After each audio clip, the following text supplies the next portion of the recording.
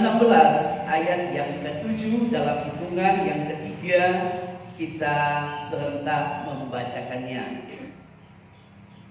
2,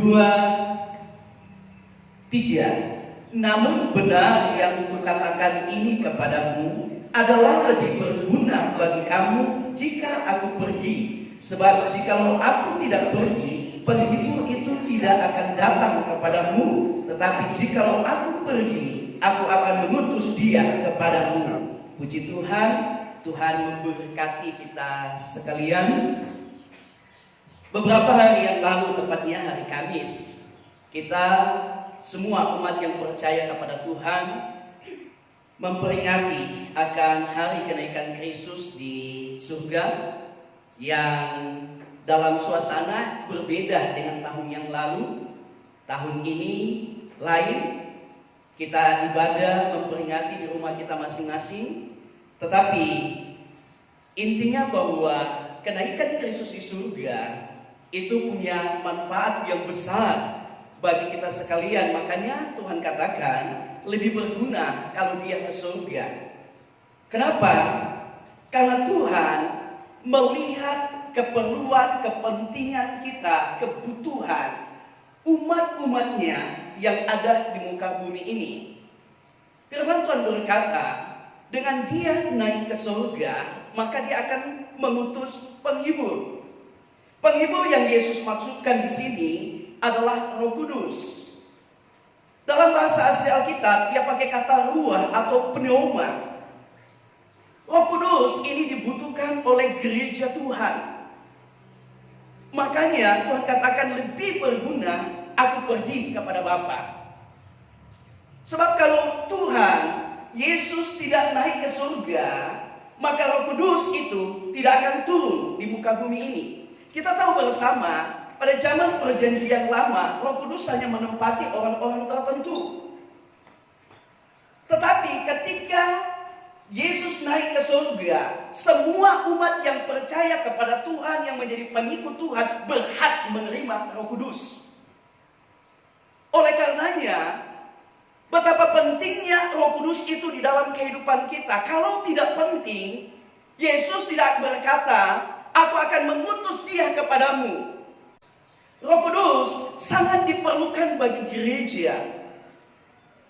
Gereja yang saya maksudkan di sini bukan bangunan fisik, tempat umat-umat Tuhan berkumpul beribadah atau bait Allah. Tetapi yang saya maksudkan di sini adalah eklesia, yaitu orang-orang yang ditarik, yang dipanggil keluar dari kehidupan yang lama, kehidupan di dalam dosa, untuk masuk pada kehidupan yang baru, kehidupan yang dipimpin oleh Tuhan dalam hidup dalam kebenaran. Kita akan melihat peran Roh Kudus. Kalau kita membaca kebenaran firman Tuhan, di sana kita akan melihat ada begitu banyak peran Roh Kudus. Tetapi hari ini secara khusus saya akan membagikan 4 peran Roh Kudus yang akan menjadi perenungan kita, yang akan bisa memotivasi kita agar supaya kita berupaya Roh Kudus itu ada di dalam kehidupan kita. Yang pertama, Roh Kudus perannya itu mempersatukan gereja. Ketika Yesus naik ke surga, dia tidak ingin para pengikutnya itu tidak punya pegangan atau arah hidup. Sehingga ketika dia naik ke surga pada hari Pentakosta, dia mencurahkan Roh Kudus. Agar supaya gerejanya, orang-orang yang percaya kepadanya, umat-umatnya, itu punya pegangan hidup bahwa ternyata mereka tidak ditinggalkan sendiri. Ternyata apa yang dijanjikan Tuhan itu betul digenapi. Dan saudara yang kekasih di dalam Tuhan, Roh Kudus itulah yang mempersatukan gerejanya. Tanpa Roh Kudus, gereja tidak akan mungkin bisa bersatu. Dan terjadi ketika Roh Kudus itu menempati kehidupan kita umat manusia? Kalau Roh Kudus tidak menempati kehidupan kita umat manusia, sulit manusia untuk bisa, saudara yang kesal Tuhan, dipersatukan. Sebab setiap manusia itu punya kepentingan sendiri. Manusia punya ego. Tetapi dengan Roh Kudus menempati kehidupan manusia, maka manusia itu bisa bersatu antara satu dengan yang lainnya, bisa hidup bersama. Kesatuan gereja, kesempurnaan gereja itu tidak bisa dilepaskan daripada perannya Roh Kudus. Yang kedua, peran Roh Kudus menginsafkan dunia dari dosa. Di dalam Yohanes pasal yang ke-16 ayat 8 bunyinya seperti ini. Dan kalau ia datang, ia akan mengisafkan dunia akan dosa, kebenaran dan penghakiman. Kembali lagi, kata dunia di sini sama seperti kata yang dipergunakan dalam Yohanes 3 ayat 16. Bukan G, bukan oikumene, tetapi kata dunia di sini dia pakai kata kosmos. Itu ciptaan yang mulia, yang indah, yang teratur. Dan itu merujuk kepada kita manusia. Manusia tidak akan pernah, saudara, meninggalkan dosanya. Tidak akan pernah menyesal akan perbuatannya kalau bukan karena Roh Kudus. Roh Kudus akan menginsafkan. Roh Kudus akan membuat kita sadar. Roh Kudus akan membuat kita menyesal akan setiap perbuatan-perbuatan kita yang tidak sesuai dengan kehendak Tuhan. Dalam Roma pasal yang ke-6 ayat 23, dosa itu menyeret manusia kepada penghukuman yang kekal. Dan Tuhan tidak mau manusia itu masuk pada kebinasaan yang kekal. Tuhan mau ada pertobatan. Tuhan mau manusia menyadari kesalahannya. Dan saya mau katakan tidak bisa lepas dari peran Roh Kudus untuk menyadarkan kita manusia. Oleh sebab itu, mari buka hati untuk Roh Kudus bekerja dalam kehidupan kita. Berupaya supaya dia menempati kehidupan kita. Jangan hidup sekedar kita percaya saja kepada Tuhan tanpa Roh Kudus dalam hidup kita. Sebab Roh Kudus itulah yang akan menuntun kehidupan kita. Roh Kudus itu yang akan membawa kita untuk melakukan kehendak-kehendak Tuhan. Dengan kekuatan kita, dengan kemampuan kita, manusia tidak akan bisa lepas dari ikatan dosa. Tetapi dengan bantuan Roh Kudus, maka kita bisa melepaskan itu. Sehingga dosa tidak berkuasa lagi atas hidup kita. Di dalam Yohanes pasal yang ke-16 ayat 13. Tetapi apabila ia datang, yaitu Roh kebenaran, ia akan memimpin kamu ke dalam seluruh kebenaran. Sebab ia tidak akan berkata-kata dari dirinya sendiri, tetapi segala sesuatu yang didengarnya itulah yang akan dikatakannya, dan ia akan memberitakan kepadamu hal-hal yang akan datang.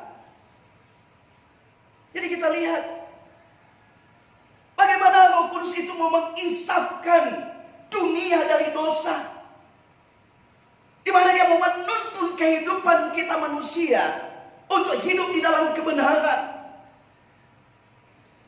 Roh Kudus, sering saya katakan, tidak akan pernah menuntun kita untuk melakukan perbuatan yang tidak benar.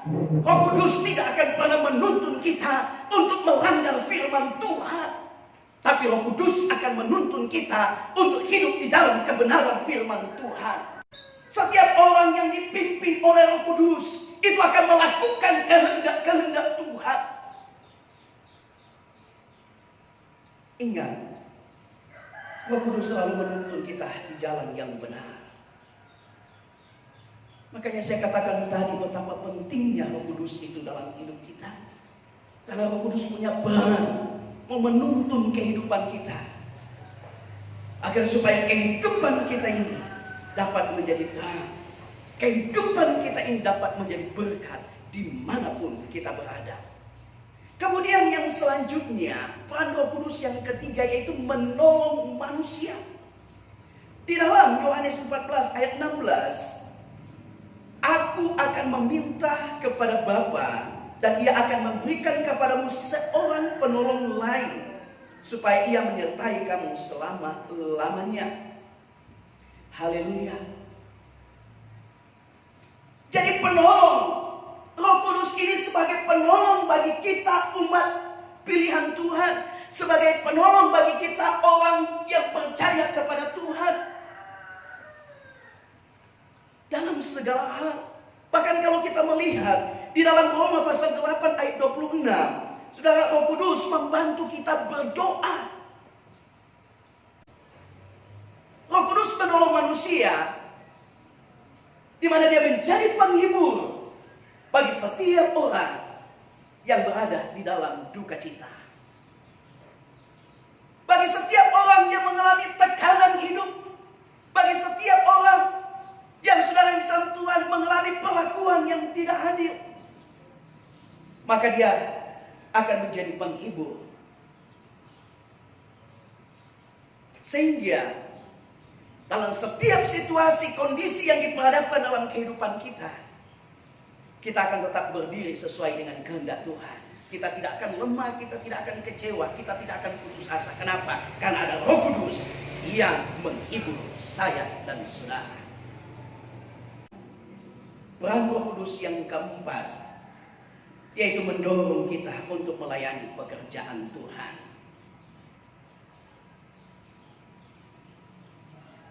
Roh Kudus itu akan mendorong kita untuk melayani pekerjaan Tuhan. Dengan talenta karunia yang Dia percayakan bagi kita, tujuannya apa? Tujuannya supaya kita mempergunakan itu di dalam kita melayani pekerjaannya selama di muka bumi ini. Dalam 1 Korintus pasal yang ke-12, itu jelas bagaimana pada tiap-tiap orang itu diberikan karunia. Tujuannya apa? Supaya kita bisa melayani pekerjaan Tuhan. Ada satu tuntutan yang harus kita penuhi ketika kita dipenuhkan oleh Roh Kudus. Tuntutan apa? Tuntutan untuk melayani pekerjaan Tuhan. Mungkin kita tidak bisa berkhutbah, tetapi kita bisa melakukan yang lain. Mungkin kita tidak bisa pimpin pujian, karena mungkin suara saudara seperti saya. Atau mungkin kita tidak bisa memainkan alat musik, tetapi kita bisa melakukan hal yang lain sesuai dengan talenta yang Tuhan berikan bagi kita. Dan setiap karunia yang Tuhan sudah berikan bagi saya dan saudara, itu bukan untuk kita simpan, tetapi itu untuk kita pergunakan, saling membangun satu dengan yang lainnya, membangun tubuh Kristus. Firman Tuhan katakan, gunakanlah setiap karunia yang Tuhan percayakan bagi kita. Bahkan firman Tuhan berkata, kalau belum dapat, kita harus berupaya untuk mendapatkan karunia-karunia roh. Untuk apa? Untuk kita bisa melayani Tuhan dengan karunia yang Tuhan percayakan bagi kita. Sebab kita dipanggil dari kegelapan kepada terangnya yang ajaib, bukan untuk menjadi penonton, tetapi supaya kita terlibat di dalam pekerjaannya yang ada di akhir zaman ini. Kesimpulan daripada firman Tuhan, Roh Kudus itu sangat penting dalam kehidupan kita sebagai gerejanya. Kalau Roh Kudus tidak penting, Tuhan tidak naik ke surga dan mengirim Roh Kudus untuk saya dan saudara. Ada begitu banyak peran Roh Kudus bagi gerejanya. Tetapi hari ini kita sudah belajar ada 4 peran Roh Kudus. Biarlah dari keempat peran Roh Kudus ini akan membawa kita mengerti betapa pentingnya hidup kita dipenuhkan oleh Roh Kudus. Tuhan Yesus memberkati kita sekalian.